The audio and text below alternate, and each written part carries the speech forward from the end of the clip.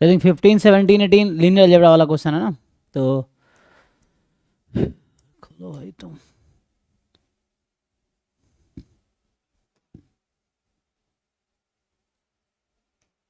तो यहाँ से भी स्टार्ट कर सकते हैं, ये ना 15 नंबर। चलो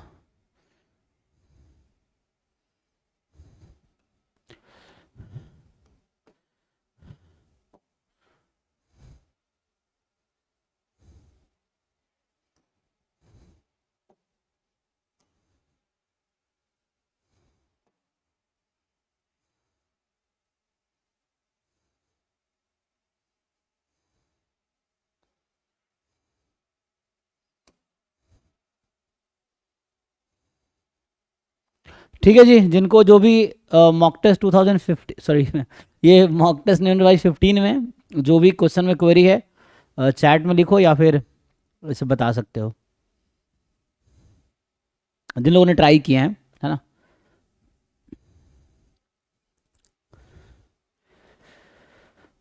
8, 13, अच्छा। सो 8 नंबर है,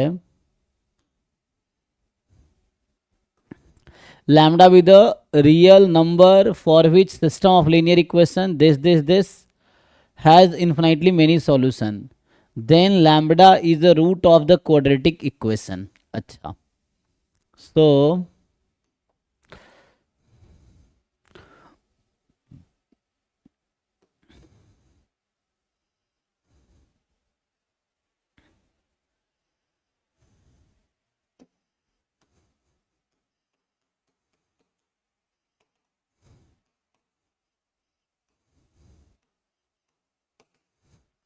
सिस्टम ऑफ इक्वेशन क्या है, x plus y plus z is equal to 6, then 4x plus lambda y minus lambda z,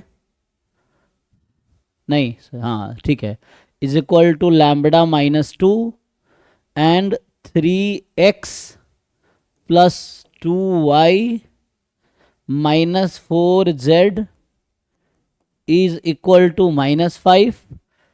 So this has infinitely many solutions. Then lambda is a root of quadratic equation.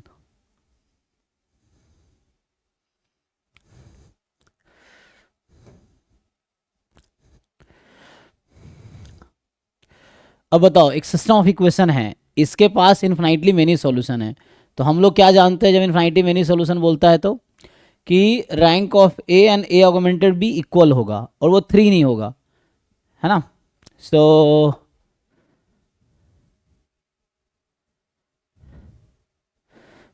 Screen दिख रहा है सबको, screen दिख रहा होगा, है ना।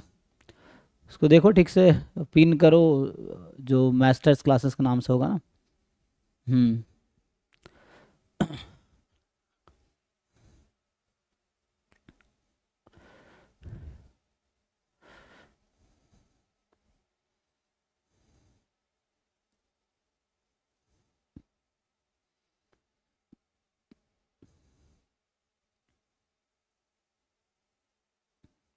तो मैं कह रहा हूँ क्या होगा यहाँ पे, ये तो पक्का है कि ए का रैंक इक्वल है ए ऑगमेंटेड बी के और लेस देन 3 होगा। तो इससे एक चीज़ तो क्लियर समझ आती है कि डिटर्मिनेंट ए 0 होना होगा, है ना, क्योंकि रैंक अगर लेस देन 3 है तो डिटर्मिनेंट 0 होगा। ठीक है,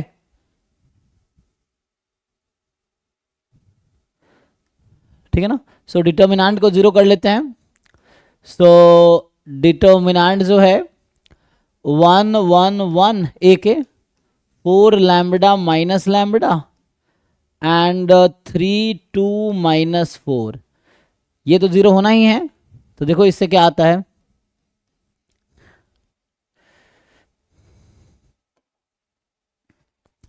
सॉल्व करो भाई, इससे लैम्बडा निकल के आता है क्या, अगर इसको हम सिंप्लीफाई करें, किसी ने किया सॉल्व, तो डिटर्मिनेंट खोलो क्या आता है,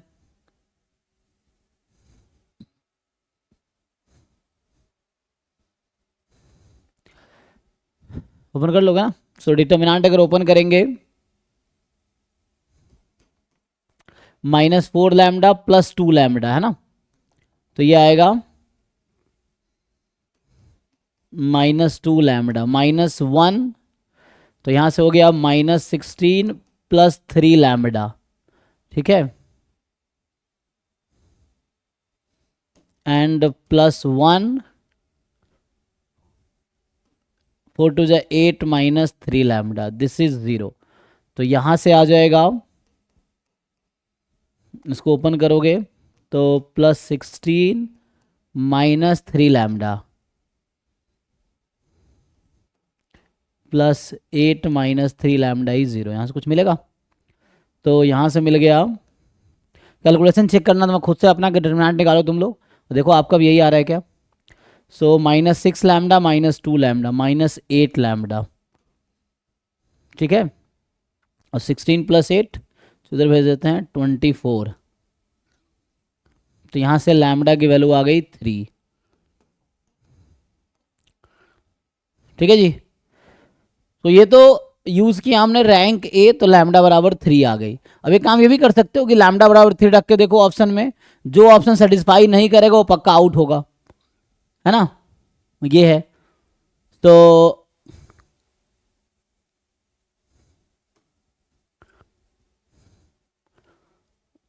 देखो विच ऑप्शन, जैसे पहले वाले में रखेंगे, क्या लैम्बडा बराबर 3 सॉल्यूशन है।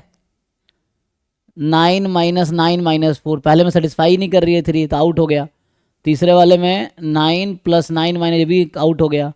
लास्ट वाला 9 + 3 12 - 6 ये भी आउट हो गया। तो लैम्बडा को 3 रखा, चलो सी में पुट करके देखते हैं। तो 9 - 9 0, तो ओनली ये लैम्बडा की वैल्यू यहाँ से 3 निकल के आई है, और ये सिर्फ, है ना, ये लैम्बडा बराबर 3 डिटरमिनेंट 0 कर दिया, तो सिर्फ एक ही ऑप्शन सेटिस्फाई कर रही है, तो बस बाकी आउट हो गया। और अगर 2 ऑप्शन सेटिस्फाई कर रहा होता तो क्या होता, तो फिर अगला तरीका ये होता है यहाँ पे, क्योंकि ए ऑगमेंटेड बी का रैंक जो है ना वो <3 ही होगा, ठीक है। जैसे ये था 1 1 1 4 लैम्बडा माइनस लैम्बडा और 3 2 -4, ऑगमेंटेड है 6 लैम्बडा -2 एंड -5, ये है मेरे पास। तो इसका रैंक ना, इसका रैंक <3 है, तो तुम कोई भी 3 कॉलम उठा लो, उसका डिटर्मिनेंट 0 ही आना है ना। तो यू चूज एनी 3 कॉलम, तो अभी मैंने पहले 3 कॉलम लिए थे, अब इनमें से कोई भी 3 कॉलम चूज कर लो, उसका डिटर्मिनेंट निकालोगे तो 0 आएगा, बिकॉज रैंक <3 है, ठीक है। तो ये 8th क्वेश्चन था, आगे बढ़ते हैं। 8th के बाद जो डाउट है, ठीक है, 8 13 13 5,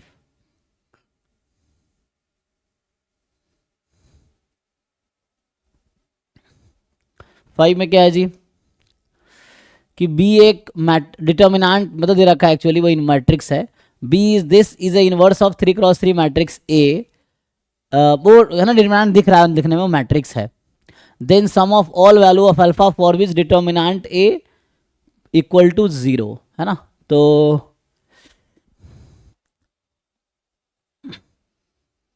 इसको मैट्रिक्स बना देगा ना,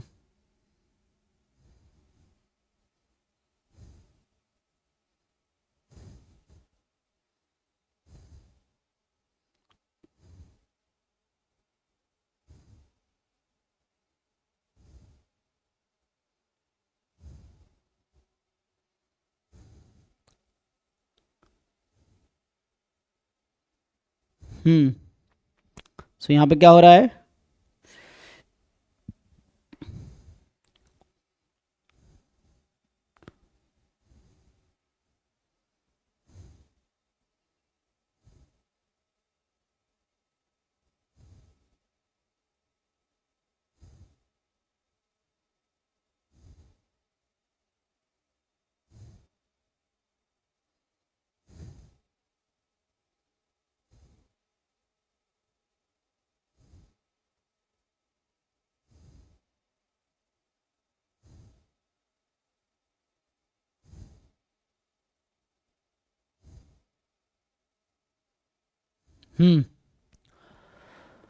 क्या दिक्कत है भाई।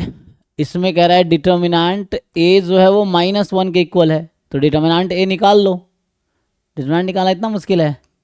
5 2 अल्फा, जो भी आ रहा होगा वही सही है। 0 2 1।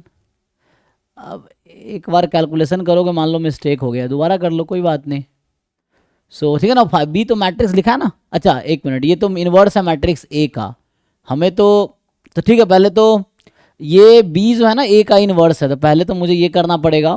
ध्यान से देखो, हमें बता रखा है कि ये बी जो है वो ए इनवर्स है, ए इनवर्स इज बी, जो कि हमें दे रखा है मैट्रिक्स। ठीक, तो इसका मतलब जो मैं निकाल रहा हूँ वो ए इनवर्स का डिटर्मिनेंट है ना, तो determinant of A inverse determinant of B, ये क्या है, ये जो निकाल रहा हूँ ये मैट्रिक्स बी है, बी ए का इनवर्स है। तो ए का इनवर्स, अब कोई बात नहीं, पहले इसका डिटर्मिनेंट निकाल लो क्या आता है। तो हमें जैसे क्वेश्चन में दे रखा है कि डिटर्मिनेंट ए -1 है, सो डिटर्मिनेंट ए इनवर्स क्या होगा, 1 अपॉन डिटर्मिनेंट ए, तो ये भी -1 ही रहेगा, तो भी कोई दिक्कत नहीं है। तो आंसर इससे आ ही जाना है, क्योंकि ए का डिटर्मिनेंट अगर मान लो के है, तो ए इनवर्स का डिटर्मिनेंट 1 अपॉन के होगा। ठीक है, तो इसमें क्या है, इसमें सिंप्लीफाई कर लो, तो सिंप्लीफाई करोगे ए इनवर्स में -1 ही है। तो 5 इंटू -2 -3 -2 अल्फा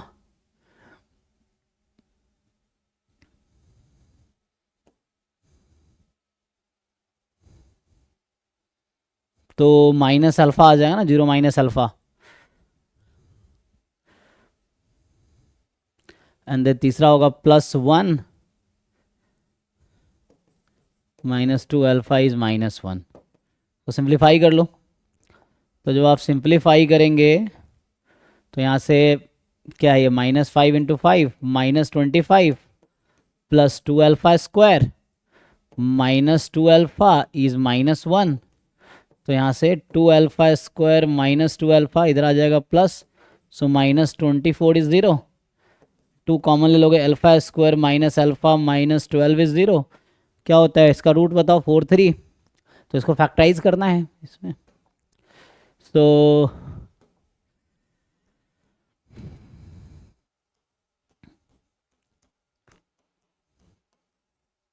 यहाँ से आ गया अल्फा की वैल्यू 4 एंड -3। पूछा गया है then sum of all possible value of alpha for which this, तो अल्फा की पॉसिबल 4 और -3 है, तो सम क्या होगा, 4 में -3 ऐड कर दो तो 1 आ गया। तो 1 तो ठीक तो है भाई, ये सब भी नहीं करना आ रहा है, किसका डाउट है ये सब क्या, एक बार कैलकुलेशन किए मान लो नहीं हुआ छोड़ दिए, तुम ठीक से कैलकुलेशन करो ना, कैलकुलेशन मिस्टेक की, ढंग से पहले क्वेश्चन समझो क्या कह रहा है, क्वेश्चन समझ गया तो आ गया।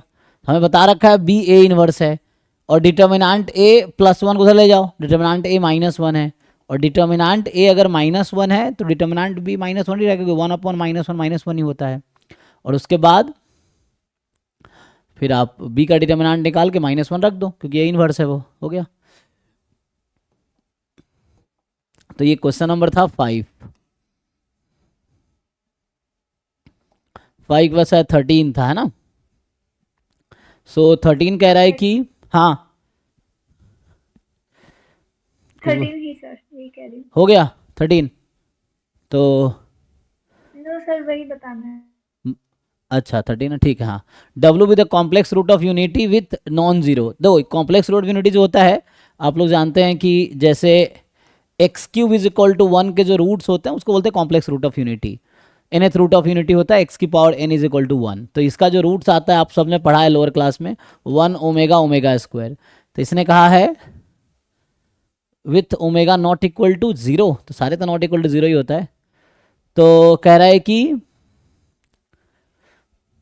हाँ, so P is the matrix whose P I J is W की power I plus J, then P² non zero है when n is equal to. तो बताओ ऐसा n क्या होगा कि P² जीरो मैट्रिक्स ना हो, है ना। So P² is not a zero matrix, so then क्या होगा,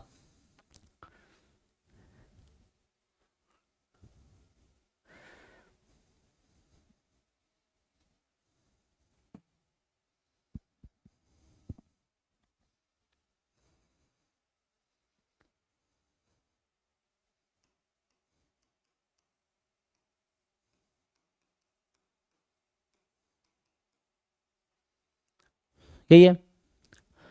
तो कोई बात नहीं, तुम एक्सपेरिमेंट करो, समझो क्या होगा ऐसा। तो कब जीरो नहीं आएगा, है ना, क्वेश्चन ये है। तो आप इन तीनों में रिलेशन जानते हैं कि रिलेशन तो ये होता है कि 1 प्लस ओमेगा स्क्वायर जीरो होता है और ओमेगा क्यूब की वैल्यू 1 है। ये दो रिलेशन है कॉम्प्लेक्स रूट ऑफ यूनिटी में। अब पी स्क्वायर निकाल के देखो होगा क्या। तो अगर ध्यान से देखोगे तो जस्ट एक एक्सपेरिमेंट कर सकते हो 2 के लिए, 3 के लिए, फिर आपको समझ आएगा कि कहाँ क्या हो रहा है। जैसे मैं अभी के लिए एग्जांपल देके बताऊं कि मान लो n को अभी 2 ले लो समझने के लिए, या अगर n को है ना, इसने n तो फिक्स किया है कुछ, है ना, when n is equal to, तो यहाँ n तो बहुत लार्ज है तो इतना तो कर नहीं पाएंगे हम कि, है ना, लेकिन वो पता चल जाएगा इजीली। जैसे मैं चलो अभी 3x3 लिख के दिखा देता हूँ तो तुम्हें आइडिया लगेगा। या पहले 2x2 में देख लो। सो 1 ओमेगा होगा क्या, पहले ये देखो कि इसने कहा क्या है। तो चलो स्टार्ट करते हैं 1x1 से। कौन से पैटर्न ऑब्जर्व करना है तुम्हें। अगर पैटर्न समझ आ गया तो इजीली आप आंसर कर पाओगे। मान लो 1x1 का लेते हैं। तो इसने कहा है कि जो पी आई जे है ना, ये जो एलिमेंट आपको दिख रहा है ये पी आई जे, चलो पी आई जे लिखते हैं। So this P I J is omega की पावर आई प्लस जे, ठीक, ये है। तो यहाँ तो 1 1 है तो एक ही एलिमेंट होगा, तो क्या होगा ओमेगा स्क्वायर।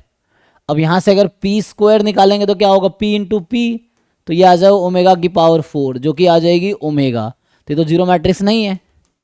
तो वैसे तो 1 भी एक सुटेबल आंसर, लेकिन ऑप्शन में नहीं है वो। तो n 1 रखें तब भी नॉन जीरो मैट्रिक्स है पी स्क्वायर।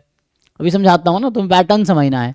अगर n को मैं 2 लेता हूँ लेट से, तो 2 लेंगे तो p मेरा 2x2 की मैट्रिक्स बनेगी। तो क्या होगी 1 ओमेगा, अच्छा एक कैसे लिखता हूँ, है ना, तो p में था तो ओमेगा की पावर i प्लस जे ना। सो आई जे यहाँ 1 2 1 2 रो है, कॉलम है, तो यहाँ ओमेगा स्क्वायर, यहाँ omega cube, omega cube, omega की पावर 4, क्योंकि आई एथ रो और जेथ कॉलम में है तो वो एंट्री होगी omega raise to power I plus J. So यहाँ से जो आपके पास बन रहा है ओमेगा स्क्वायर, ओमेगा क्यूब 1 1 और ये ओमेगा है। अब यहाँ से आप पी स्क्वायर निकालिए क्या होगा।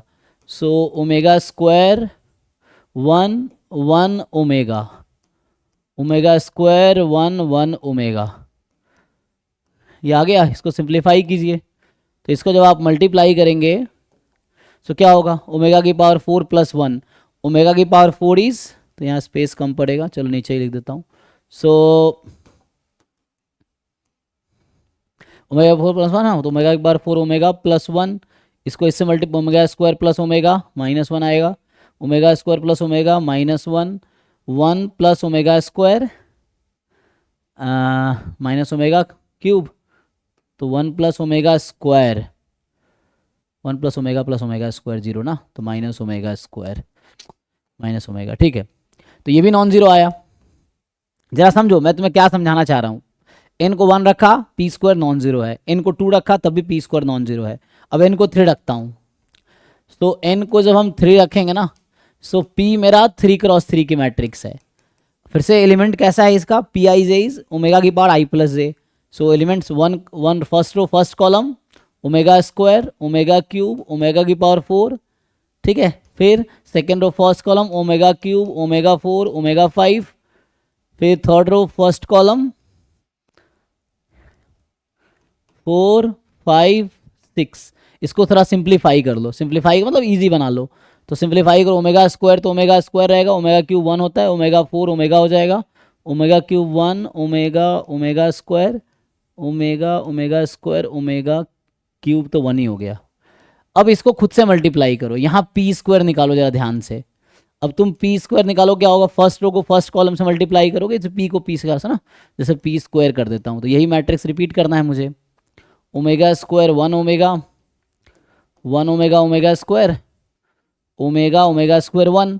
तो फर्स्ट रो को फर्स्ट कॉलम से मल्टीप्लाई करो, ओमेगा की power 4 plus 1 plus omega square, W square plus W plus 1, हाँ, W की power 4 plus W 1 plus W, W की पावर 4 कितना होता है W, ओमेगा स्क्वायर कितना होगा, एक मिनट, W या ओमेगा समझो, ओमेगा क्यूब होता है ना 1, ओमेगा क्यूब 1 होता है ना, तो क्या बनेगा क्या, ठीक से देखो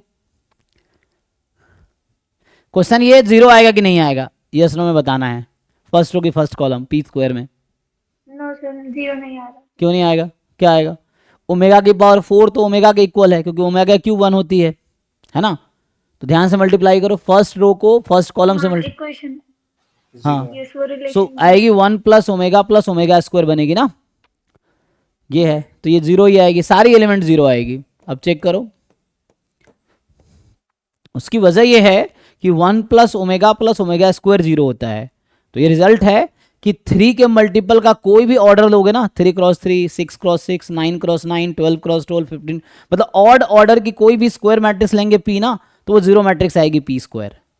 मतलब पी अगर ऑड ऑर्डर की मैट्रिक्स, उसकी वजह क्या है कि ये तीन तीन मिलके ना जीरो बनाता चला जाएगा। बाकी में जीरो क्यों नहीं हो रहा था, क्योंकि वहां दो ही पेयर था, 2x2 में, 1x में एक ही था, 4 में लोगे 4 आएंगे, तो पहले 3 जीरो भी हो जाएगा, एक बच जाएगा। तो जो भी 3 का मल्टीपल होगा ना ऑर्डर, उस पर जीरो मैट्रिक्स ही आएगा पी स्क्वायर। आप एक्सपेरिमेंट कर सकते हो। तो यहाँ पे आंसर क्या होगा, इसने कहा है कि पी स्क्वायर जीरो नहीं हो, तो पी स्क्वायर जीरो कब होगा, जब 3 का मल्टीपल होगा। तो 57 3 का मल्टीपल है, तो 57 जब ऑर्डर होगी तो पी स्क्वायर इज जीरो। और बाकी 3 का मल्टीपल है क्या, चेक कर लो, 55, 56, 58, 3 का मल्टीपल है नहीं, तो इसीलिए इस पे पी स्क्वायर नॉन जीरो आएगा, ये आंसर है। तुम चाहो तो लार्जर के लिए ट्राई करके देख लो, है ना, 6x6 ले लो, देखो वहां भी जीरो आएगा, 9x9 ले लो, या 56x56, 57 ले लो, तो भी पता चल जाएगा तुम्हें कि 3 टर्म बनेगा 1 प्लस ओमेगा स्क्वायर, अगला 3 बनेगा 1 प्लस ओमेगा स्क्वायर, और ये सब जीरो जीरो होते चले जाएंगे, ठीक है। इसीलिए 13 के बाद जो है 17, तो 17 कह रहा है कि P एक मैट्रिक्स है, आपको दे रखा है 3x3, where alpha is real number, Q 3x3 matrix है। तो ये क्या बता रहा है कि PQ जो है K टाइम आइडेंटिटी मैट्रिक्स है, जहाँ K नॉन जीरो नंबर है, रियल नंबर है। अब Q मैट्रिक्स में सेकेंड रो का थर्ड एलिमेंट ना -k/8 है। अच्छा, एंड ये भी बता रखा है कि Q मैट्रिक्स का डिटर्मिनेंट जो है वो k²/2 है, और P मैट्रिक्स मुझे खुद ही दे रखा है, तो पूछ रहा है क्या होगा। तो खुद सोचो कि अगर हम ये सोचे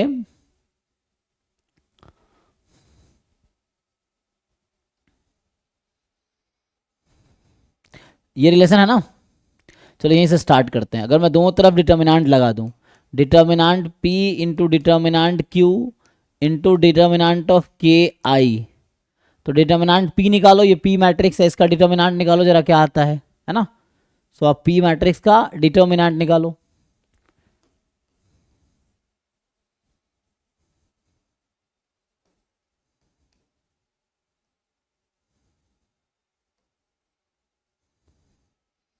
निकालो, किसका डाउट है भाई, ऐसे ही पूछ लेते हो क्या मुंह उठा के।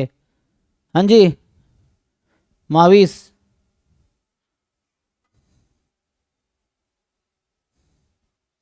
क्वेश्चन सॉल्व करते हो या ऐसे ही पूछ लेते हो, बस लिख देते हो मर्जी से, है भी नहीं क्लास में, ये सब वो लोग लिख के भाग जाते हैं।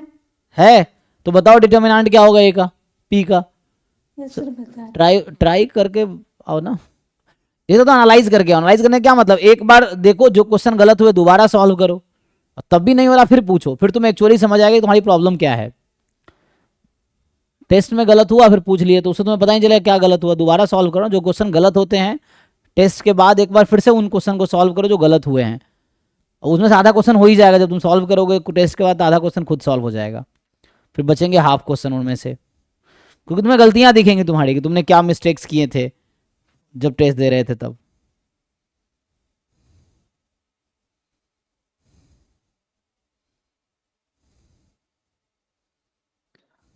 -20 आ रहा है, 12a-20।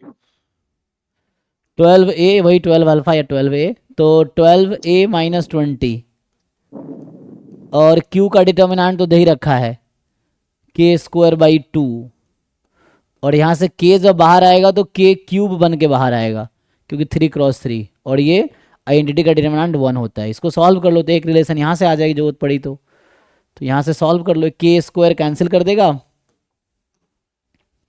तो k² कैंसिल करो, तो इसमें कॉमन भी ले सकते हो चाहो तो 2, चलो 2 इसी में कैंसिल करा देते हैं, तो 6a माइनस अभी 10 रहेगा, 2 कैंसिल करा दिया, और के स्क्वायर भी कैंसिल करा दो तो यहाँ के आ गया।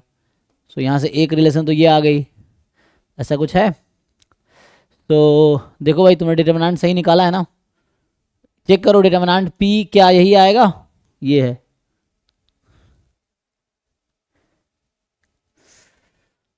उसके बाद अभी मुझे क्यू मैट्रिक्स में जाना है ना।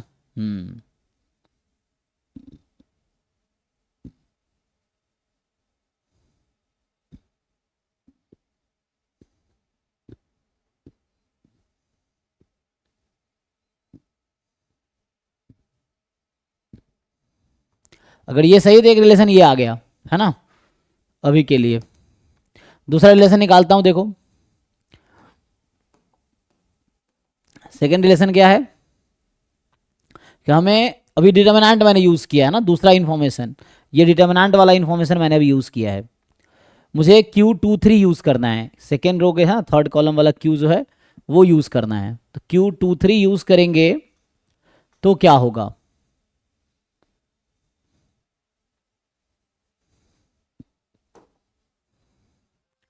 सो Q23 ध्यान से देखो क्या होगा। अच्छा पहले PQ में रिलेशन क्या है, देखो यहां से क्या हो रहा है कि जो PQ है ना वो K टाइम I है, तो अगर यहाँ से Q निकालूंगा ना तो K टाइम P इनवर्स होगा, दोनों तरफ P इनवर्स मल्टीप्लाई कर देते हैं तो P इनवर्स होगा, ठीक है।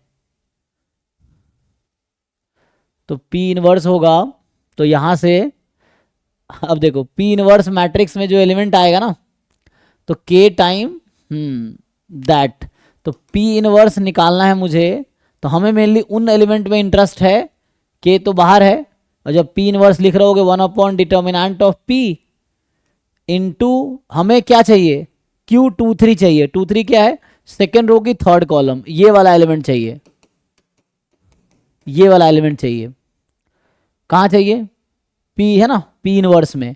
तो P इनवर्स में करते क्या, अगर मुझे सेकेंड रो का थर्ड कॉलम चाहिए होता है तो हम लोग माइनर कैसे निकालते हैं, माइनर को फैक्टर, तो वो एलिमेंट ढूंढो क्या आएगा। तो पहले जब एडजॉइंट लिखते हैं, एडजॉइंट P अगर लिखेंगे तो क्या होगा, मतलब कहने का मतलब P इनवर्स निकाल लो ये है, लेकिन तुम्हें सारे निकालने की जरूरत नहीं पड़ेगी क्योंकि ये 2 3 है, तो हमें 3 2 लेना पड़ेगा, 3 2 का एडजॉइंट बाद में ट्रांसपोज लेते हैं ना, इसीलिए।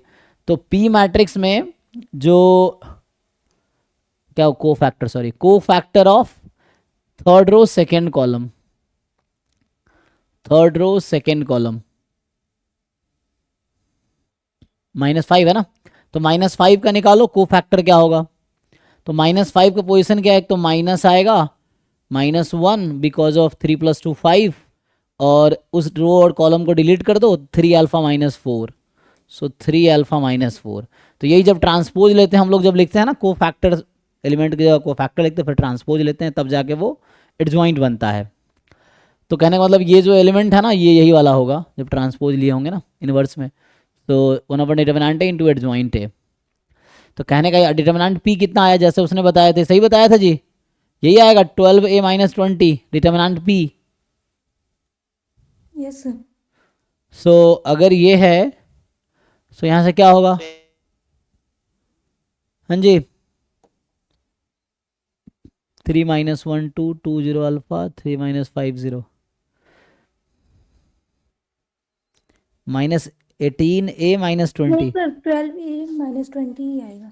अच्छा ओके,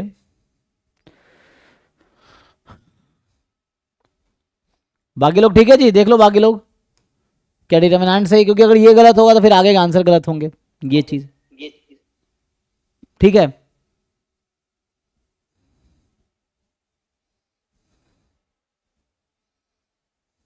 ठीक है चलो, तो यहाँ से लिखते हैं आगे।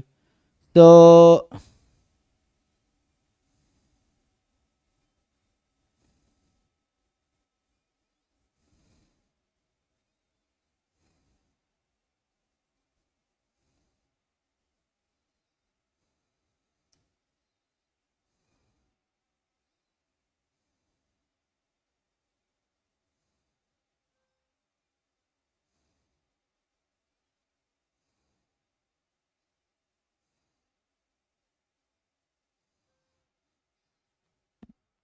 चलो तो यहाँ से देखते हैं, तो यहाँ से आएगा, इसको यूज़ करो, डिटर्मिनेंट ए में है 12a माइनस 20।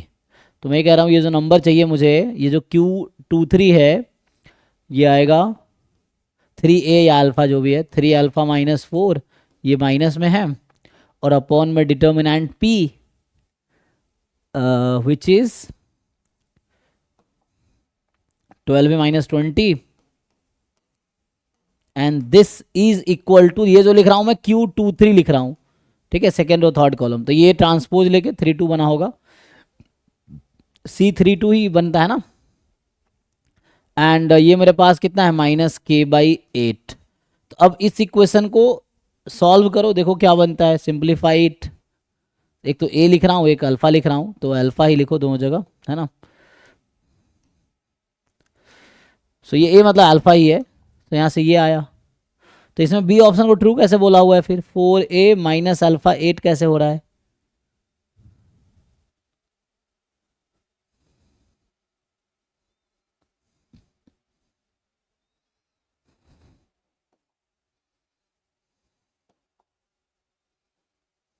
इसको सॉल्व करके देखते हैं, तो क्या ही फिर अल्फ़ा इंटू में आएगा,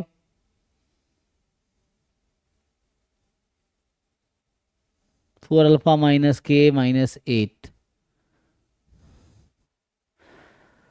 तो एक काम करो, 1 बाय 1 प्रोसेस करो ना, इसमें क्या गलत क्या है, जैसे एक तो अभी जैसे मैं बताए, एक इक्वेशन ये आया हुआ है, तो ये तो कुछ और ही है ना, उसके अकॉर्डिंग तो मैच नहीं करेगा, क्योंकि वहाँ पे 4a माइनस 8 है और यहाँ 6a माइनस 10 है, डिवाइड तो मैंने 2 से, वो तो ऐसा तब होता जब 18 माइनस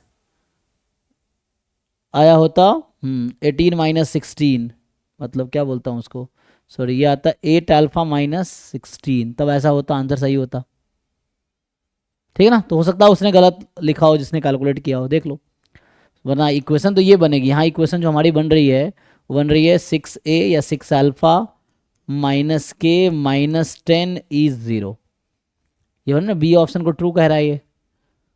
तो नाउ दूसरा देखते हैं, कोई बात नहीं, तो देखो एक रिलेशन ये आया, इससे क्या आएगा, दोनों को सॉल्व करो, क्या पता कुछ कॉमन सॉल्यूशन निकले।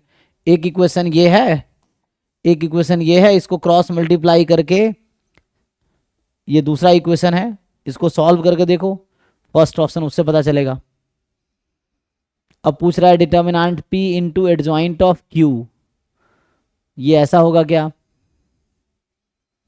तो पी क्यू तो हमारा k इंटू आई है, तो एडजॉइंट q में क्या होता है, देखो ये जो p इंटू एडजॉइंट q लिखा हुआ है, तो अगर मैं इसको डिटर्मिनेंट q से डिवाइड और मल्टीप्लाई कर दूं, तो एडजॉइंट क्या होता है, q inverse is equal to 1 upon determinant q into adjoint q, cross multiply कर लो, तो क्रॉस मल्टीप्लाई कर एडजॉइंट इज इक्वल टू, ये आएगा q inverse into determinant of q, determinant q तो एक नंबर है, ठीक है, और डिटर्मिनेंट q क्या आएगा, तो दे ही रखा है k²/2।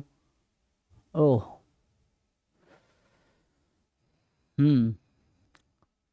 तो डिटर्मिनेंट q यहाँ से आ गया, ठीक है, तो ये पी क्यू इनवर्स, और इसका हमें दे रखा है डिटर्मिनेंट, तो इस पूरे का डिटर्मिनेंट q बाहर आएगा, so determinant q number, determinant q number है, बाहर आएगा तो पावर 3 बन के आएगा, फिर determinant p determinant q inverse, यही रहेगा। तो यहाँ से क्या आएगा, एक q, ये q inverse 1 upon determinant q, एक कट जाएगा, so determinant q² into determinant p, और डिटर्मिनेंट q² क्या होगा, अभी जो डिटर्मिनेंट q दे रखा है, तो ये k की पावर 4 अपॉन 4, और डिटर्मिनेंट p कितना है, जैसे उसने बताया, अगर वो सही है, ये चेक कर लो एक बार बाकी लोग कैलकुलेट करके कि 12 अल्फा माइनस 20 सही है, तो अगर ये सही है तो ये बनेगा थर्ड पार्ट का आंसर। अब इसकी वैल्यू कहाँ से आएगी, तो इसकी वैल्यू यहाँ से आएगी जो हमने निकाल रखे हैं, है ना, यहाँ भी है ये वैल्यू, क्रॉस मल्टीप्लाई करके इसकी वैल्यू निकल जाएगी,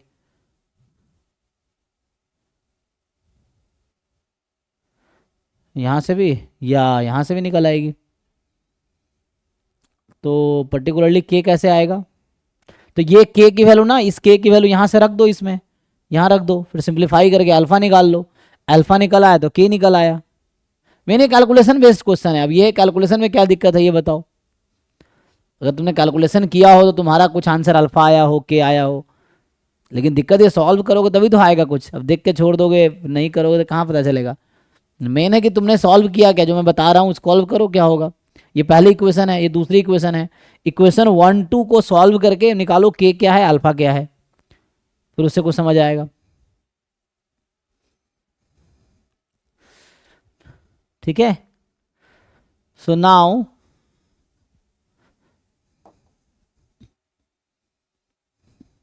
ठीक है ना।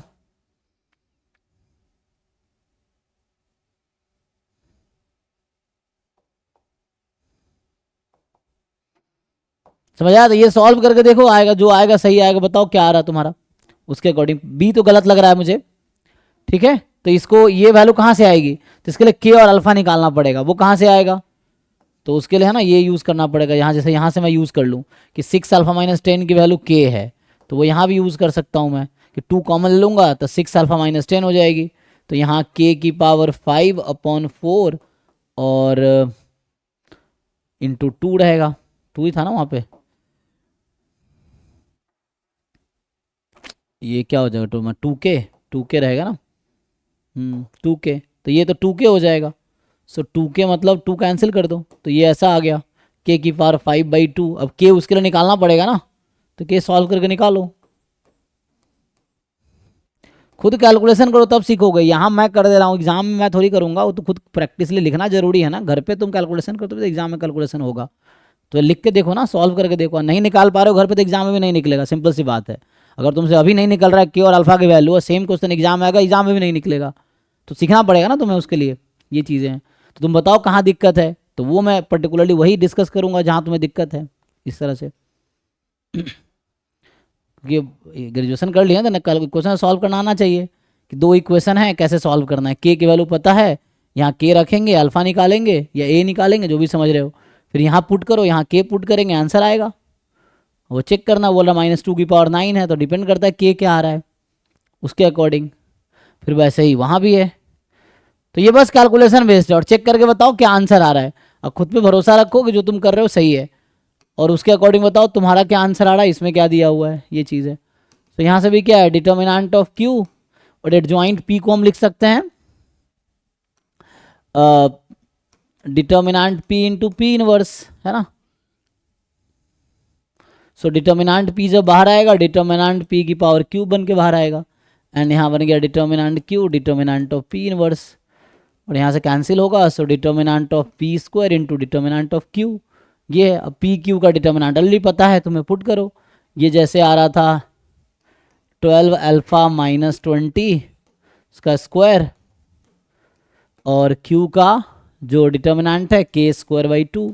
फिर से वही स्टोरी है कि पुट करो, इसकी वैल्यू 2k था तो 4k स्क्वायर, तो यहाँ 2k 4 हो जाएगा।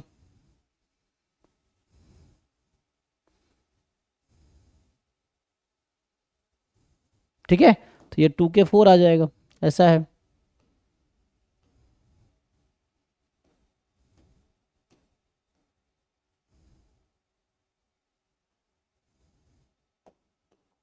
चलो नेक्स्ट। तो इसको कैलकुलेशन करके फाइनल बताओ कि क्या तुम्हारा आ रहा है और क्या होना चाहिए। और है जी, और जब क्लास में आते हो सॉल्व करके आओ, ताकि बीच में पूछूं तो पता रहे कि हाँ कैसे निकालने हैं। 30 नंबर, इसको सॉल्व करके डिस्कस करो, अभी डिस्कस करो या अगले क्लास में डिस्कस करो, बट सॉल्व करके आओ तो तुम्हें दिखेगा कि तुम्हारी दिक्कत कहाँ है। सॉल्व नहीं करोगे, सोचोगे सर से पूछ लेते हैं, सर बता देंगे, मुझे आ जाएगा, एग्जाम में कर लेंगे, तो गलतफहमी में हो तुम। क्योंकि तुम्हें तब आएगा जब तुम्हें प्रॉब्लम पता होगी, है ना। जब तुम्हें पता ही नहीं प्रॉब्लम क्या है, तो उससे तो सॉल्यूशन तो बहुत सारे ऑनलाइन अवेलेबल है, सब देख लो तुम, तो सब आ जाएगा तुम्हें, इसका मतलब है। लेकिन वैसा नहीं होता, तुम्हारे दिमाग में वही चीज़ें रहेगा जो तुम खुद अपने हाथों से कर रहे हो, वही दिमाग में रहेगा। जितने ज़्यादा प्रैक्टिस करोगे उतना तुम्हारे दिमाग में चीज़ें रहेंगी।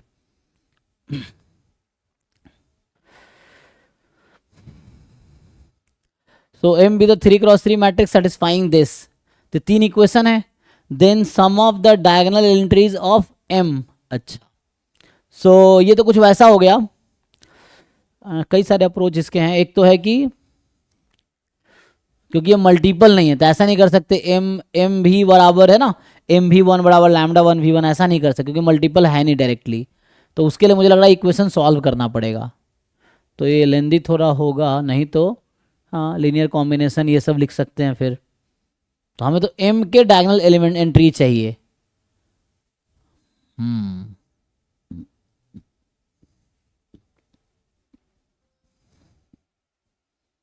यहाँ बीच में इक्वल नहीं है, ये जस्ट वो गलती से इक्वल लगा है, ठीक है ना। तो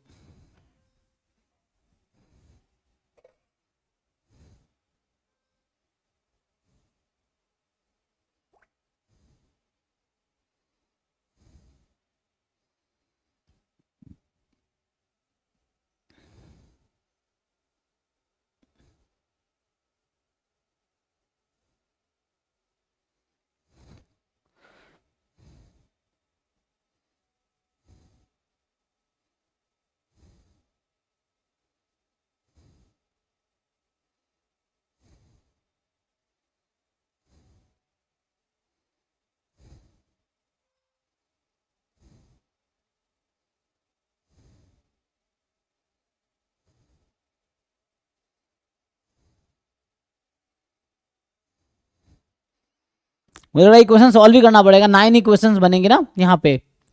तो 9 इक्वेशन 9 अननोन, जैसे मैं m मान लेता हूँ, चलो a b c है ना, इस तरह से कुछ a1 a2 a3 b1 b2 b3 c1 c2 c3 मान लो इस तरह से। तो क्या होगा देखो, जैसे 30 में जिन लोगों ने ट्राई किया क्या दिक्कत है भाई इसमें, a1 a2 a3 b1 b2 b3 c1 c2 c3 है ना। तो इसको मल्टीप्लाई करो, तो m को जब उस वाले से मल्टीप्लाई करेंगे तो फर्स्ट रो का मल्टीप्लिकेशन होगा तो a2 बराबर -1। सेकेंड रो को मल्टीप्लाई करो, पहली इक्वेशन लिख रहा हूँ मैं, m वहाँ रखो, m के जगह पे मल्टीप्लाई करो, मल्टीप्लाई करना तो आता ही होगा मैट्रिक्स को, तो मल्टीप्लाई करो, सब कैलकुलेशन करो ना। मुझे लगा देख के छोड़ दिया ऐसे क्वेश्चन, कह रहे भाई ट्राई करोगे तो होगा, और कुछ तो करो, जो करोगे उससे भी आंसर आ सकता है, एक क्वेश्चन 1000 तरीके से होगा। मेरा 9 आ रहा था आंसर। किसका 9 आ रहा था, ऐसे बताओ ना, वही तो पूछ रहा हूँ। एक्चुअल प्रॉब्लम बताओगे तो उसके अकॉर्डिंग मैं अपना अप्रोच लूंगा, नहीं तो फालतू में टाइम वेस्ट होता रहेगा, जो तुम्हें आता है वही बताता रह जाऊंगा मैं। सो एटलीस्ट जब क्वेश्चन पूछते हो तुम एग्जैक्ट बताओ कि तुम्हें प्रॉब्लम कहाँ पे है, या तो क्वेश्चन देख के ही समझ नहीं आया, या सॉल्व किया तो आंसर नहीं आया, बीच में फंसे, तो एग्जैक्टली तुम्हें पता है कि कहाँ प्रॉब्लम, तो वो एग्जैक्टली वही बताऊंगा मैं, या उसके अकॉर्डिंग सॉल्व करूंगा, ये चीज़ें हैं। सर थर्ड इक्वेशन सॉल्व करने में। अच्छा, तो पहले पहला हम अगर पुट करेंगे यहाँ से a2 आ गया, फिर b2 जो होगा वो 2 होगा, और c2 जो होगा, क्योंकि जब हम मल्टीप्लाई करेंगे ना थर्ड रो को उससे, तो c2 जो होगा वो 3 होगा। सो पहली इक्वेशन से ये वेरिएबल्स आ गई, ठीक। हमें चाहिए a1 b2 और c3, तो हमें b2 तो मिला जो चाहिए था, है ना। अब दूसरे इक्वेशन को मल्टीप्लाई करते हैं, तो दूसरे को जब मल्टीप्लाई करेंगे तो इक्वेशन बनेगी, है ना, m मैट्रिक्स को उससे मल्टीप्लाई कर रहे हैं। सो a1 minus a2 is -1, b1 minus b2 is 1, c1 minus c2 is -1, ठीक। तो अभी अब इसको सॉल्व कर, जो वेरिएबल पता है वो पुट कर दो, जैसे b a1 minus a2 is equal to 1। 1, हाँ 1, दूसरे भी 1, तीसरा -1, ठीक। हाँ ठीक है, हाँ मैंने गलती की है। सो a1 minus a2 equal to 1, फिर b1 minus b2 equal to 1, c1 minus c2 -1, ठीक। अब इसको सॉल्व करते हैं, तो a2 तो पता ही है मुझे, -1 रख देते हैं, तो यहाँ से a1 आ गया। सो a1 a2 यहाँ रख दो ना, -1 पता है रख दो, तो माइनस से +1 उधर गया 0 हो गया, तो a1 0 हो गया, ठीक है। और b1 माइनस b2, बस कैलकुलेशन मिस्टेक हुआ होगा, क्वेश्चन तो आसानी है, -2 उधर गया 3 हो गया, तो b1 बराबर 3 आ गया, यहाँ c2 रख दो 3 -1 2, तो c1 बराबर 2 आ गया। तो देखो a2 b2 c2 आ गया। अब तीसरे इक्वेशन को जब मल्टीप्लाई करेंगे तो तीसरी वेरिएबल आ जाएगी, है ना, ये है। चलो करते हैं। सो थर्ड इक्वेशन को जब मल्टीप्लाई करेंगे तो यहाँ से आएगा a1 plus a2 plus a3 बराबर 0, b1 plus b2 plus b3 बराबर 0। अब जो आपका आंसर आ रहा होगा, कैलकुलेशन अगर सही किया है तो वही आंसर सही है, बस कैलकुलेशन क्रॉस चेक करना है। 12, ठीक है, देख लीजिए। अब बाकी वैल्यू तो पता ही है मुझे, हम पुट कर देंगे इसमें।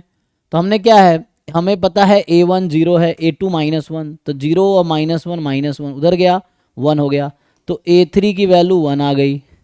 फिर B1 2 है, B1 3 है, B2 2 है, तो 5 उधर गया, -5, सो B3 बराबर -5।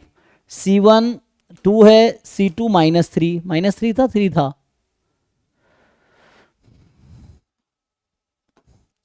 C2 फर्स्ट इक्वेशन से आया है, 3 था, है ना, -1 2 3, ठीक है, 3 है क्योंकि वहाँ 3 है ना। सो C2 3 है और C1 2 है, तो यहाँ पे 5, तो C3 आ गया 12 - 5 7।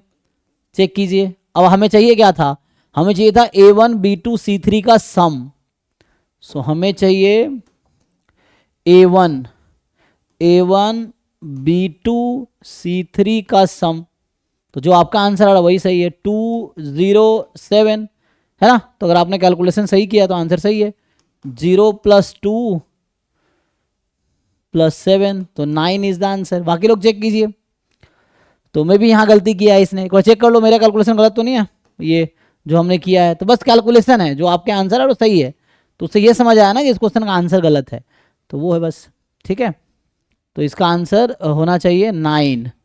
बाकी लोग देख लो और डाउट है तो पूछो।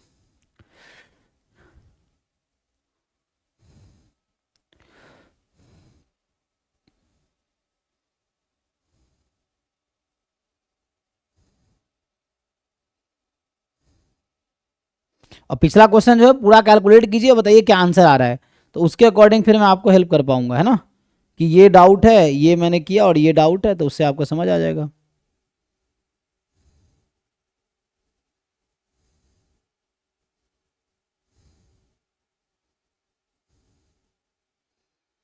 और कोई रह गया भाई इस टेस्ट में कोई क्वेश्चन डाउट? टेस्ट नंबर 15 तो हो गया ना, ठीक है। चलो फिर नेक्स्ट क्लास में टेस्ट नंबर 16 डिस्कस करेंगे, है ना। तो क्या 16 या 17 बोला था, 15 17 18 ना, जो लिनियर अलजेब्रा का ही है, अगला 3 टेस्ट लिनियर अलजेब्रा का ही जो होगा वही डिस्कस करेंगे। सो है ना, यहाँ देख लेते हैं क्या है, तो आई थिंक जो 17 और 18 17 18 ना, ठीक है। तो बहुत कम डाउट है, 2 टेस्ट का डाउट एक साथ कर सकते हैं, अगर 17 किसी ने ट्राई किया तभी भी कर सकते हैं, हम 9:30 तक क्लास कर सकते हैं। अगर 17 ट्राई करके आए हो तो बताओ। सर हाँ, तो 13 में अप्रोच बता दीजिए क्या यूज होगी। आप लेट हो गए, 13 में अप्रोच बता दिया मैंने। अब आप जब नोट्स भेजूंगा तो देखिएगा, ये है अप्रोच, 13 था ना जी ये।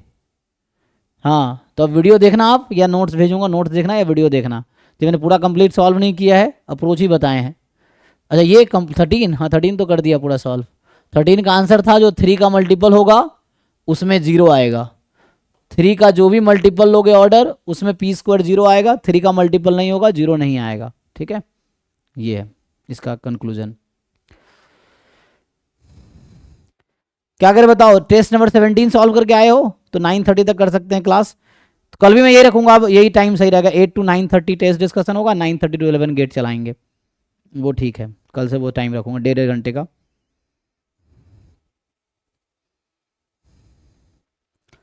क्या करना है, ये कल डिस्कस करें, कल दोनों कर, हाँ कल इतना आज किया नहीं था मैंने। ठीक है, कल कोई बात नहीं। तो सब लोग कल करके आओ, ये टेस्ट 17 18 दोनों करके आना, ठीक है। कल का जो टाइम होगा वो होगा 8 PM to 9:30 PM test discussion, और बाकी फिर वही 9:30 to 11 गेट का। अभी आज भी गेट का 2023 का पेपर डिस्कस होगा, गेट PYQ 2023, ठीक है। तो अभी 9 बजे स्टार्ट कर दूंगा, फिर अगर आप लोग को नहीं है तो कल कॉल करके ये सर सॉल्व। इसके बाद